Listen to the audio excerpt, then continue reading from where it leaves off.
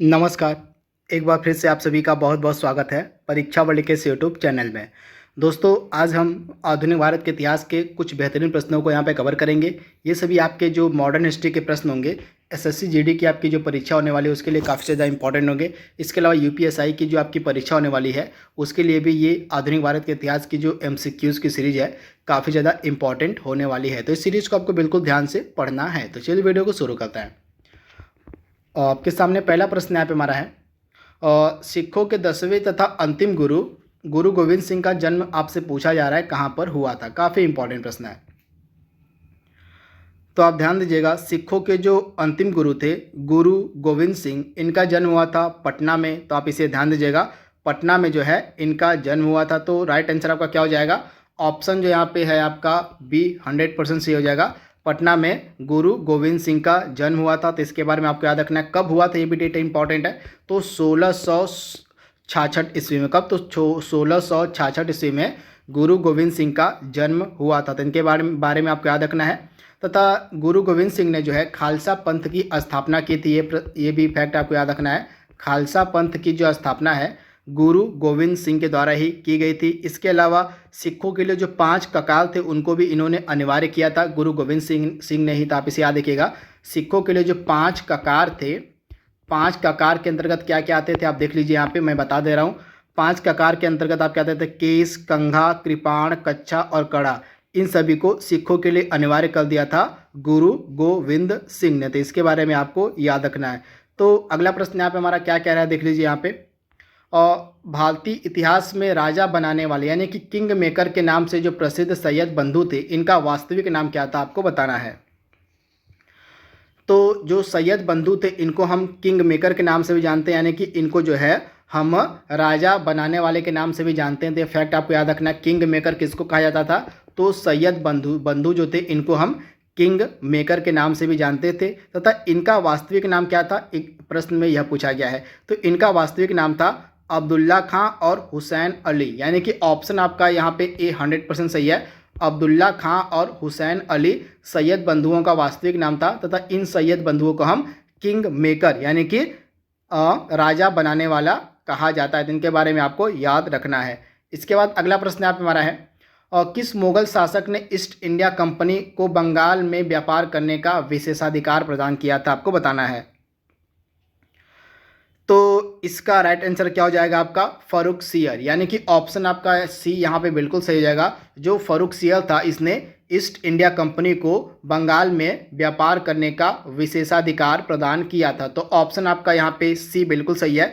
जो फर्रुखसियर था आपका, यह आपका उत्तरवर्ती जो मुगल साम्राज्य था उसका एक फेमस शासक था फर्रुखसियर। इसका जो शासनकाल था यह कब से कब तक था?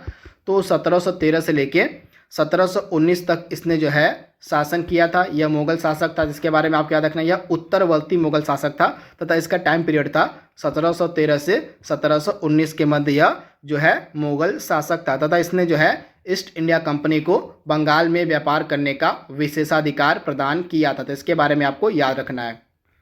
अच्छा, इसकी डेट भी आपसे पूछी जा सकती है कि किस वर्ष में ईस्ट इंडिया कंपनी को इसने यह विशेषाधिकार दिया था। तो 1717 ईस्वी में। कब? तो 1717 ईस्वी में जो फर्रुखसियर था इसने एक फरमान जारी किया था। तथा इस फरमान के अंतर्गत बंगाल में 3000 रुपये, आप ध्यान दीजिएगा, बंगाल में 3000 रुपये वार्षिक कर अदा करने के बदले में जो आपके ईस्ट इंडिया कंपनी थी वह व्यापार कर सकती थी। तो ये जो फरमान था यह जारी किया गया था किसके द्वारा? तो फर्रुखसियर के द्वारा। फर्रुखसियर ने फरमान जारी करके 1717 में कहा था कि जो ईस्ट इंडिया कंपनी है वह मुगल शासक को प्रतिवर्ष 3000 रुपये का कर अदा करके वह व्यापार कर सकती है बंगाल में। तो ये चीज़ भी आपको याद रखनी है। अगला प्रश्न यहाँ पे हमारा है, 1739 ईस्वी में नादिर शाह ने किस मुगल शासक के कार्यकाल में दिल्ली पर आक्रमण किया था आपको बताना है। काफ़ी इंपॉर्टेंट प्रश्न है। तो नादिर शाह का आक्रमण कब हुआ था 1739 में, किसके शासनकाल में? तो आप ध्यान दीजिएगा, उस समय शासनकाल था आपका मोहम्मद शाह का, यानी कि ऑप्शन आपका जो ए है बिल्कुल सही हो जाएगा। मोहम्मद शाह के शासनकाल में जो नादिर शाह था उसने 1739 ईस्वी में दिल्ली पर आक्रमण किया था। तथा 1739 में यहाँ पे इसका राइट आंसर यहाँ पे है, इस प्रश्न का यहाँ पे होगा, यहाँ से गलत से मार्क हो गया। तो मोहम्मद शाह यहाँ पे है। तो मोहम्मद शाह के शासनकाल में जो नादिर शाह था उसने 1739 ईस्वी में दिल्ली पर आक्रमण किया था। तथा जब नादिर शाह ने दिल्ली पर आक्रमण किया था तथा मोहम्मद शाह के साथ जो युद्ध लड़ा था उस युद्ध को नाम क्या दिया गया था? तो करनाल का युद्ध। इसे भी आप याद रखिएगा। 1739 ईस्वी में जो है करनाल का युद्ध हुआ था मोहम्मद शाह और नादिर शाह के मध्य, जिसमें मोहम्मद शाह की पराजय हुई थी। तो इसके बारे में आपको याद रखना है, भूलना नहीं है। वहीं अगर हम मोहम्मद शाह की बात करें तो मोहम्मद शाह भी एक उत्तरवर्ती मुगल शासक था। इसका टाइम पीरियड था 1719 से लेके 1748 के मध्य, तथा यह फर्रुखसियर के बाद शासक बनता है मुगल साम्राज्य का। तो इसे आप ध्यान दीजिएगा। तथा जो मोहम्मद शाह था, मोहम्मद शाह को हम रंगीला बादशाह के नाम से भी जानते हैं। तो इसके बारे में भी आपको याद रखना है, भूलना नहीं है। इसके अलावा जो आपका मोहम्मद शाह था, इसी के शासनकाल में जो अहमद शाह अब्दाली था उसने भी प्रथम बार भारत पर आक्रमण किया था। तो ये फैक्ट भी आपको याद रखना है। अगला प्रश्न यहाँ पे हमारा है, और किस शासक के मंत्रिपरिषद को अष्टप्रधान की संज्ञा दी गई थी? आपको बताना है। तो अष्टप्रधान की संज्ञा किसके मंत्रिपरिषद को कहा जाता था? तो आप ध्यान दीजिएगा, जो शिवाजी की मंत्रिपरिषद थी उसको हम अष्टप्रधान के नाम से जानते थे। तो ऑप्शन आपका ए यहाँ पे बिल्कुल सही है। शिवाजी की मंत्रिपरिषद को अष्टप्रधान के नाम से जाना जाता था। तो ऑप्शन आपका ए यहाँ पे बिल्कुल सही है। अगला प्रश्न यहाँ पे हमारा है, आपको उस शासक का नाम बताना है जिसने स्वतंत्रता का वृक्ष लगाया तथा फ्रांस के जैकोबियन क्लब का सदस्य बना था। आपको उस शासक का नाम बताना है। तो यह काफ़ी फेमस शासक था। इस शासक का नाम था आपका टीपू सुल्तान। तो राइट आंसर आपका क्या हो जाएगा? टीपू सुल्तान जो था इसने स्वतंत्रता का वृक्ष लगाया था तथा यह फ्रांस का जो जैकोबियन क्लब था उसका सदस्य भी बना था, टीपू सुल्तान। तो इसके बारे में आपको याद रखना है, भूलना नहीं है। तथा जो स्वतंत्रता का वृक्ष था यह कहाँ पे लगवाया गया था टीपू सुल्तान के द्वारा? तो उसकी जो राजधानी थी श्रीरंगपट्टनम, वहीं पे इसने जो है स्वतंत्रता का वृक्ष लगवाया था। तो इसके बारे में आपको याद रखना है, टीपू सुल्तान इसका राइट आंसर हो जाएगा। इसके बाद अगला प्रश्न यहाँ पे हमारा है, हैदराबाद राज्य का जो संस्थापक था कौन था? आपको बताना है। तो हैदराबाद राज्य का जो संस्थापक था वह कौन माना जाता है? तो आप ध्यान दीजिएगा, चिनकिलिच खां, जिसका एक और नाम था, इसको हम निजाम उल मुल्क आसफ जा के नाम से भी जानते हैं। इसका नाम भी आप याद रखिएगा, वास्तविक नाम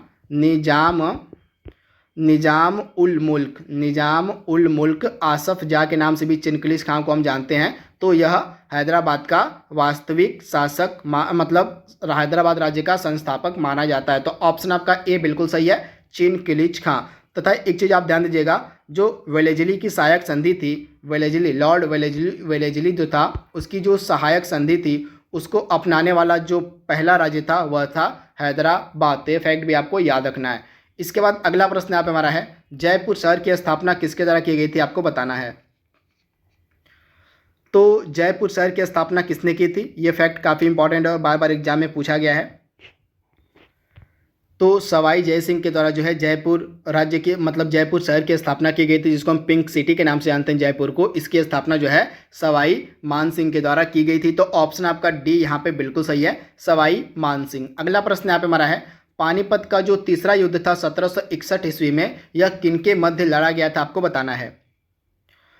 तो आप ध्यान दीजिएगा, पानीपत का जो तीसरा युद्ध था यह मराठों और किसके मध्य लड़ा गया था? तो अफगान के मध्य, यानी कि ऑप्शन जो आपका ए है बिल्कुल सही हो जाएगा। उस समय मराठा सेना का नेतृत्व किसने किया था?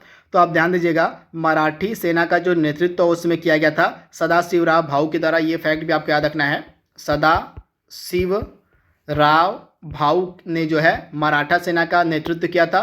तथा अफगान सेना का नेतृत्व किसने किया था? तो उस समय जो अफगानिस्तान का शासक था अहमद शाह अब्दाली। तो इसे भी आप याद रखिएगा, यानी कि मराठों और अहमद शाह अब्दाली के मध्य पानीपत का तीसरा युद्ध लड़ा गया था 14 जनवरी 1761 को। तथा इस युद्ध में जो है मराठों की हार हुई थी। तथा इस युद्ध में हारने के बाद जो उस समय बालाजी बाजीराव था उसकी मृत्यु भी हो गई थी 1761 में। तो ये फैक्ट भी आपको याद रखना है, भूलना नहीं है।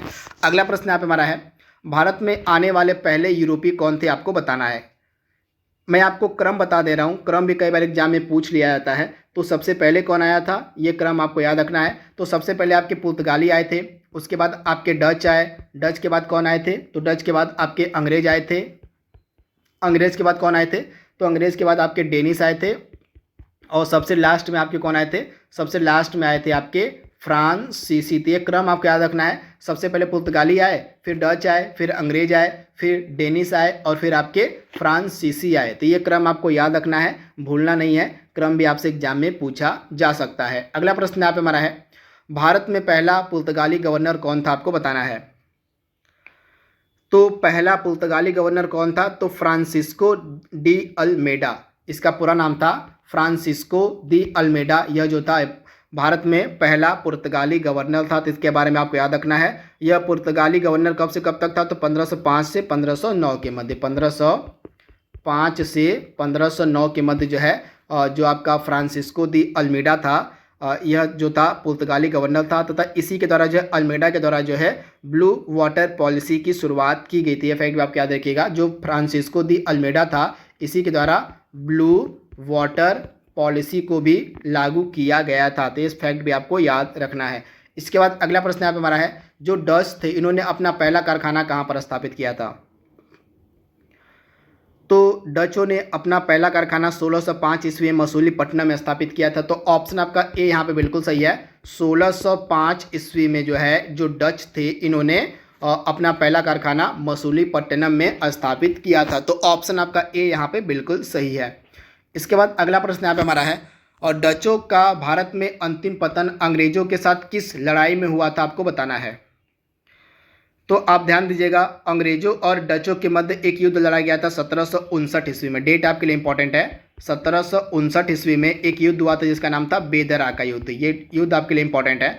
तो जो बेदरा का युद्ध था जो 1759 ईस्वी में लड़ा गया था, यह अंग्रेजों और डचों के मध्य लड़ा गया था। तथा इसी बेदरा के युद्ध में डचों की पराजय हुई थी। तथा इसी पराजय के साथ ही डचों की जो शक्ति थी वह पूरी तरह से समाप्त हो गई थी। तो ऑप्शन आपका यहाँ पे बी बिल्कुल सही हो जाएगा, बेदरा का युद्ध। तो इसके बारे में आपको याद रखना है, भूलना नहीं है। इसके अलावा जो डच थे इन्होंने पुलिकट में पैगोडा नामक एक स्वर्ण सिक्के का प्रचलन भी करवाया था। ये फैक्ट भी आपको याद रखना है। जो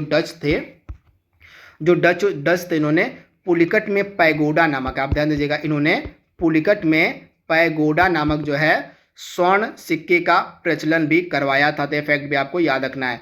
इसके बाद अगला प्रश्न यहाँ पे हमारा है, ब्रिटेन के सम्राट जेम्स प्रथम के राजदूत के रूप में जहांगीर के दरबार में आने वाला यात्री कौन था, आपको बताना है। तो जेम्स प्रथम का दूत कौन था, तो कैप्टन हॉकिंस। तो ऑप्शन आपका यहाँ पे जो है क्या सही हो जाएगा, तो यहाँ पे कैप्टन हॉकिंस नहीं दिया गया, लेकिन टॉमस रो भी जो था यह दूत था। जो सम्राट उस समय ब्रिटेन का सम्राट जो था जेम्स प्रथम, उसका दूत भी आपका टॉमस रो भी था। तो टॉमस रो भी आया था जहांगीर के दरबार में और कैप्टन हॉकिंस भी आया था जहांगीर के दरबार में। तो दोनों आपको याद रखना है, दोनों का टाइम पीरियड अलग अलग था। जो आपका कैप्टन हॉकिंस था, मैं आपको लिख देता हूँ यहाँ पे, जो हॉकिंस था यह किस वर्ष में आया था, तो कैप्टन हॉकिंस 1608 ईस्वी में आया था सूरत में। तथा यह मुगल शासक जहांगीर से मिलने आगरा गया था। तो ये फैक्ट भी आपको याद रखना है। जब कैप्टन हॉकिंस जेम्स प्रथम का दूत बनकर भारत आया था 1608 में, तो यह मुगल बादशाह जहांगीर से मिलने कहाँ गया था, तो आगरा गया था। फिर इसके बाद 1615 ईस्वी में जेम्स प्रथम का दूत बनकर आया था टॉमस रो। तो टॉमस रो भी आया था तथा यह मिलने किससे गया था, तो यह मिलने गया था जहांगीर से। तो इसके बारे में भी आपको याद रखना है। दोनों ही टॉमस रो भी और कैप्टन हॉकिंस दोनों ही दूत थे जेम्स प्रथम के, तथा दोनों ही जहांगीर से मिलने उसके दरबार में गए थे। तो इसके बारे में आपको याद रखना है। अगला प्रश्न यहाँ पे हमारा है, और अंग्रेजों ने अपनी जो पहली व्यापारिक कोठी थी कहाँ पर स्थापित की थी, आपको बताना है। तो अंग्रेजों के द्वारा जो पहली व्यापारिक कोठी थी तो इन्होंने दक्षिण भारत में कहा, तो अंग्रेजों ने सर्वप्रथम दक्षिण भारत के मसूलीपट्टनम में, कब, तो 1611 ईस्वी में। तो दक्षिण भारत के मसूलीपट्टनम में अंग्रेजों ने 1611 ईस्वी में अपनी पहली व्यापारिक कोठी यानी कि फैक्ट्री की स्थापना की थी। इसके बाद इन्होंने 1613 ईस्वी में सूरत में भी अपनी व्यापारिक कोठी की स्थापना कर ली थी। तो इसे भी आपको याद रखना है, भूलना नहीं है। राइट आंसर आपका क्या हो जाएगा, मसूलीपट्टनम। अगला प्रश्न यहाँ पे हमारा है, और कलकत्ता शहर की नींव किसके द्वारा डाली गई थी, आपको बताना है। तो कलकत्ता शहर की जो नींव थी डाली गई थी जॉब चारनाक के द्वारा, यानी कि ऑप्शन आपका यहाँ पे ए बिल्कुल सही है। जॉब चारनाक ने जो है कलकत्ता शहर की नींव डाली थी। तो आप इसे ध्यान दीजिएगा, भूलिएगा मत। इसके अलावा कलकत्ता का जो फोर्ट विलियम है इसका निर्माण भी जॉब चारनाक के द्वारा ही किया गया था, तो ये फैक्ट भी आपको याद रखना है। इसके बाद बम्बई शहर का वास्तविक संस्थापक कौन माना जाता है, ये भी फैक्ट कई बार एग्जाम में पूछा गया है। तो बम्बई शहर का जो वास्तविक संस्थापक था वह माना जाता है गेराल्ड ओंगियार, ये फैक्ट आपको याद रखना है। गेराल्ड ओंगियार जो था यह बम्बई शहर का वास्तविक संस्थापक माना जाता है, तो ये फैक्ट आपको याद रखना है। तथा कलकत्ता शहर की नींव रखी थी जॉब चारनाक ने, ये फैक्ट भी आपको याद रखना है, भूलना नहीं है। इसके अलावा पांडिचेरी की स्थापना किसने की थी, ये फैक्ट भी कई बार एग्जाम में पूछा जाता है। तो फ्रांसिस मार्टिन ने, किसने, तो फ्रांसिस मार्टिन ने पांडिचेरी की स्थापना की थी। अगला प्रश्न यहाँ पे हमारा है, फ्रांसीसियों ने अपनी पहली फैक्ट्री कहाँ पर स्थापित की थी, आपको बताना है। तो फ्रांसीसियों ने अपनी पहली फैक्ट्री कहाँ पे स्थापित की थी, तो सूरत में। कब, तो सूरत में इन्होंने स्थापित की थी 1668 ईस्वी में, ये फैक्ट आपको याद रखना है। जो फ्रांसीसी थे इन्होंने अपनी जो पहली फैक्ट्री थी, पहली कोठी थी, इन्होंने कहाँ पे, तो सूरत में स्थापित की थी, तो फैक्ट आपको याद रखना है। वर्ष था आपका 1668। इसके बाद अगला प्रश्न यहाँ पे हमारा है, प्लासी का युद्ध कब लड़ा गया था, आपसे पूछा जा रहा है। तो प्लासी का युद्ध, बक्सर का युद्ध, दोनों इंपॉर्टेंट है आपके एग्जाम के लिए, तो मैं दोनों के बारे में आपको बता दे रहा हूँ। तो प्लासी का जो आपका युद्ध था यह कब लड़ा गया था तो प्लासी का युद्ध आपका लड़ा गया था 23 जून 1757 को, ये डेट के साथ आपको याद रखना पड़ेगा। तो 23 जून 1757 को जो है प्लासी का युद्ध लड़ा गया था अंग्रेजों और सिराजू दौला के मध्य। तो आप इसे याद रखिएगा। उस समय अंग्रेजी सेनापति था आपका रॉबर्ट क्लाइव, ये फैक्ट आपको याद रखना है। उस समय अंग्रेजी सेनापति था रॉबर्ट क्लाइव, तथा उस समय जो बंगाल का नवाब था आपका सिराजू दौला। तो रॉबर्ट क्लाइव और सिराजू दौला के मध्य जो है आपका लड़ा गया था प्लासी का युद्ध, तथा इस युद्ध में जो है सिराजू दौला की पराजय हुई थी। तो आप इसे ध्यान दीजिएगा, 23 जून 1757 इसकी डेट थी। अगला प्रश्न यहाँ पे हमारा है, बक्सर का युद्ध कब लड़ा गया था, यह काफ़ी निर्णायक युद्ध था मुगल मतलब ईस्ट इंडिया कंपनी की भारत में स्थापना को मजबूत बनाने में। तो आप ध्यान दीजिएगा, जो आपका बक्सर का युद्ध था लड़ा गया था 22 अक्टूबर सन 1764 को। कब, तो 22 अक्टूबर, डेट भी आपको याद रखनी है। 22 अक्टूबर 1764 को आपका बक्सर का युद्ध लड़ा गया था। तो आप इसे ध्यान दीजिएगा, किसके मध्य, तो अंग्रेजों के मध्य और भारत की तरफ से 3 सेनाओं ने लड़ा था। कौन कौन सी, तो आपका हो गया भारत की तरफ से जो बंगाल का नवाब था मीर कासिम, उसके अलावा अवध का नवाब सुजाउदौला और मुगल सम्राट शाह आलम द्वितीय की सेनाओं ने मिलकर यह बक्सर का युद्ध लड़ा था। तो आप इसे ध्यान दीजिएगा।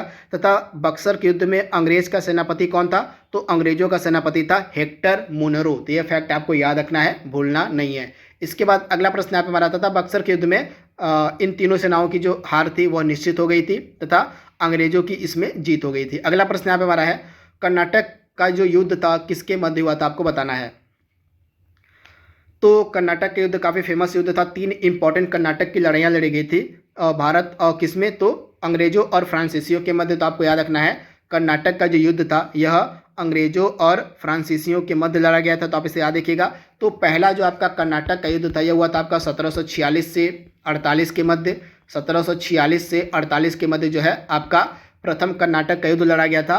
यह क्यों हुआ था, तो फ्रांस और इंग्लैंड के बीच ऑस्ट्रिया के उत्तराधिकार को लेकर। किसके उत्तराधिकार को लेकर, तो ऑस्ट्रिया के उत्तराधिकार को लेकर अंग्रेजों और फ्रांसीसियों के मध्य 1746 से 1748 के मध्य पहला कर्नाटक का युद्ध लड़ा गया था। तथा यह जो पहला कर्नाटक का युद्ध था यह एक्स ला सैपल संधि के तहत समाप्त होता है। आप इसे याद रखिए कि संधि भी इंपॉर्टेंट है। तो एक्स ला सैपल संधि के तहत जो है प्रथम कर्नाटक युद्ध समाप्त होता है यूरोप में। तो इसे आप याद रखिएगा। तथा इस युद्ध से जुड़ा हुआ एक फेमस युद्ध है सेंट टोमे का युद्ध। तो सेंट टोमे का जो युद्ध है आपका, ये फैक्ट भी कई बार पूछा गया है। तो सेंट टोमे का जो युद्ध है यह प्रथम कर्नाटक वार से ही संबंधित है। उसके बाद अगर हम सेकेंड कर्नाटक वार की बात करें तो आपका जो दूसरा कर्नाटक वार था यह 1749 से 1754 के मध्य लड़ा गया था। किसके मध्य, तो अंग्रेजों और फ्रांसीसियों के मध्य। तथा इस युद्ध की जो समाप्ति थी पांडिचेरी की संधि से होती है। तो ये फैक्ट आपको याद रखना है। तथा आपका जो तीसरा कर्नाटक युद्ध था यह आपका कब होता है, तो यह होता है आपका 1758 से जो है 1758 से 1763 के मध्य जो है आपका तीसरा कर्नाटक युद्ध होता है। तथा इसी तीसरे कर्नाटक युद्ध में ही 1760 में वांडीवास की लड़ाई होती है तथा इसी वांडीवास की लड़ाई में जो अंग्रेज थे उन्होंने अंतिम रूप से फ्रांसीसियों को पराजित कर दिया। तो ये सारे युद्ध आपको याद रखने हैं, भूलने नहीं है। इसके बाद अगला प्रश्न यहाँ पे हमारा है, मीर कासिम अपनी राजधानी मुर्शिदाबाद से कहाँ ले गया था, आपको बताना है। तो जो आपका जो मीर कासिम था यह अपनी राजधानी मुर्शिदाबाद से कहाँ ले गया था। तो जो मीर कासिम था इसने अपनी राजधानी को यह मुर्शिदाबाद से मुंगेर ले गया था, यानी कि ऑप्शन आपका जो ए है बिल्कुल सही हो जाएगा। मुंगेर ले गया था अपनी राजधानी को मीर कासिम, कहाँ से, मुर्शिदाबाद से। तो आप इसे याद रखिएगा तथा यह बंगाल का नवाब था। अब बंगाल में द्वैत शासन प्रणाली की समाप्ति किसके द्वारा की गई थी। तो बंगाल में जो द्वैत शासन चल रहा था उसकी जो समाप्ति थी वो की गई थी वॉरेन हेस्टिंग के द्वारा, यानी कि ऑप्शन जो आपका है यहाँ पे ए बिल्कुल सही हो जाएगा। जो वॉरेन हेस्टिंग था इसने बंगाल में चल रहे द्वैत शासन को समाप्त कर दिया था। तो आप इसे ध्यान दीजिएगा, कब, तो 1772 ईस्वी में द्वैत शासन को बंगाल से समाप्त कर दिया गया था वॉरेन हेस्टिंग के द्वारा। अगला प्रश्न यहाँ पे हमारा है, बंगाल में अस्थायी बंदोबस्त किसने लागू किया था। तो अस्थायी बंदोबस्त की जो शुरुआत की गई थी लॉर्ड कॉर्नवालिस के द्वारा 1793 ईस्वी में, आप इसे ध्यान दीजिएगा। तथा जो आपका अस्थायी बंदोबस्त है इसके दो और नाम है, इस्तमरारी भी इसको कहते हैं हम, और जमींदारी बंदोबस्त भी इसको कहा जाता है। तथा जो आपका अस्थायी बंदोबस्त इसको हम सनसेट लॉ भी कहते हैं। कौन सा लॉ, तो इसको हम सनसेट लॉ के नाम से भी जानते हैं। तो ये सारे फैक्ट आपको याद रखने हैं, भूलने नहीं है। तथा पूरे भारत का जो 19% भाग था उस पर जो है अस्थायी बंदोबस्त को लागू किया गया था। तो फैक्ट आपको याद रखना है। तथा कौन कौन से स्थान पर यह अस्थायी बंदोबस्त लागू किया गया था भारत में, तो आप ध्यान दीजिएगा, बंगाल, बिहार, उड़ीसा, मद्रास के अलावा बनारस सहित ब्रिटिश भारत का जो 19% भूभाग था उस पर जो है आपका अस्थायी बंदोबस्त लागू किया गया था लॉर्ड कॉर्नवालिस के द्वारा। अगला प्रश्न यहाँ पे हमारा है, सहायक संधि पर हस्ताक्षर करने वाला पहला शासक कौन था। तो मैंने आपको बताया था सहायक संधि पर हस्ताक्षर करने वाला पहला शासक था हैदराबाद का निजाम, यानी कि ऑप्शन आपका ए बिल्कुल सही है, हैदराबाद का निजाम। अगला प्रश्न यहाँ पे हमारा है, सती प्रथा का अंत तथा ठगी प्रथा को समाप्त करने का श्रेय किसे दिया जाता है। तो लॉर्ड विलियम बेंटिक को, यानी कि ऑप्शन आपका यहाँ पे बी बिल्कुल से, लॉर्ड विलियम बेंटिक के द्वारा जो है सती प्रथा का अंत करवाया गया था। तो इसके बारे में आपको याद रखना है 1829 में, कब, तो 1829 ईस्वी में जो लॉर्ड विलियम बेंटिक था इसने सती प्रथा का अंत करवा दिया था। तो आप इसे ध्यान दीजिएगा। तथा 1833 के चार्टर एक्ट के तहत भारत का पहला गवर्नर जनरल बना था लॉर्ड विलियम बेंटिक। तो ये फैक्ट भी आपको याद रखना है, भूलना नहीं है। इसके बाद अगला प्रश्न यहाँ पे हमारा है, जो हड़प की नीति थी, यानी कि राज्य हड़प की नीति जिसको हम डॉक्ट्रिन ऑफ लैप्स कहते हैं, जिसको हम गोद निषेध सिद्धांत कहते हैं, इसको लागू किसके द्वारा किया गया था, आपको बताना है। तो इसको लागू करने वाला आपका जो गवर्नर जनरल था वह था लॉर्ड डलहौजी, यानी कि ऑप्शन आपका जो बी है बिल्कुल सही जगह, लॉर्ड डलहौजी के द्वारा ही व्यापकता का सिद्धांत, या इसको आप कह लीजिए राज्य हड़प नीति, या कह लीजिए गोद निषेध सिद्धांत, इसको जो है लागू किया गया था लॉर्ड डलहौजी के द्वारा। तो इसके फैक्ट भी आपको याद रखना है। तथा लॉर्ड डलहौजी के कार्यकाल में ही 1853 में भारत में पहली बार रेलगाड़ी चलाई गई थी कलकत्ता से आगरा के मध्य। तो आप इसे ध्यान दीजिएगा, भूलिएगा मत। इसके बाद अगला प्रश्न यहाँ पे हमारा है, और भारत में आधुनिक शिक्षा प्रणाली की नींव किसने डाली थी, आपको बताना है। तो 1835 के मैकाले मैन्यूट से जो है भारत में आधुनिक शिक्षा की जो नींव थी वह पड़ गई थी, यानी कि ऑप्शन आपका जो बी है बिल्कुल सही हो जाएगा, 1835 के मैकाले मैन्यूट से। अगला प्रश्न यहाँ पे हमारा है, भारत में समाचार पत्रों पर से प्रतिबंध हटाने का श्रेय किसको दिया जाता है।